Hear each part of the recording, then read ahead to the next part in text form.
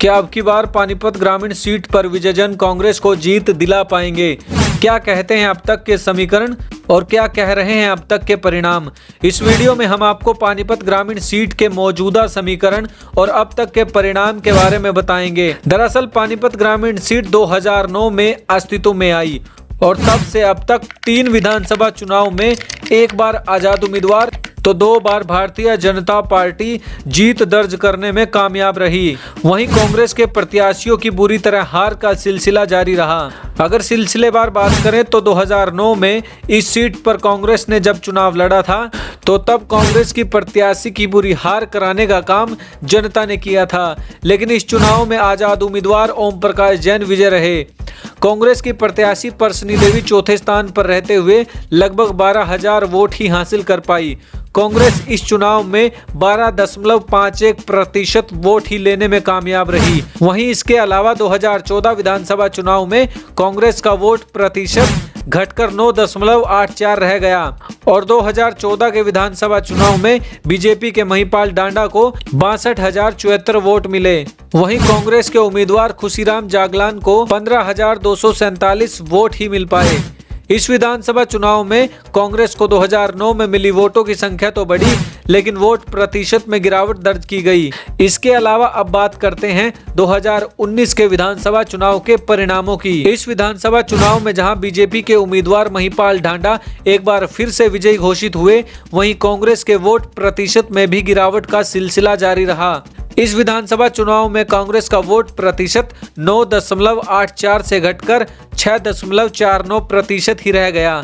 ऐसे में कांग्रेस का इस विधानसभा में हार का सिलसिला जारी रहा, लेकिन बदलते समय के साथ कांग्रेस को अपनी किस्मत बदलने की एक उम्मीद जगती नजर आ रही है और उस उम्मीद का नाम है विजय जैन। विजय जैन पानीपत नगर निगम के पार्षद हैं और इस विधानसभा क्षेत्र में खुद का अस्तित्व रखते हैं।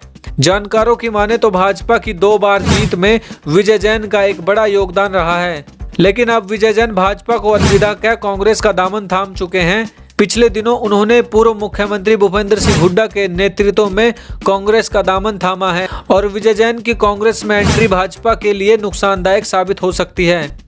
आपके लिए यह भी जानना जरूरी है कि इस विधानसभा सीट पर जहां टोटल वोट 65% मतदान शहरी क्षेत्र से जुड़ा है, तो वहीं 35% ग्रामीण क्षेत्र से जुड़ा है।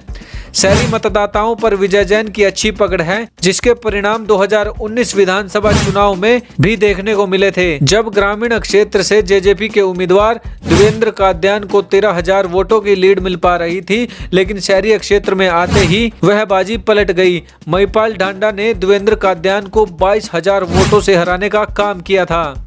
हरियाणा में हुए लोकसभा चुनाव में कांग्रेस ने जिस तरह से 5 लोकसभा सीटों पर न केवल जीत दर्ज की, बल्कि कांग्रेस के वोट प्रतिशत में भी बढ़ोतरी हुई।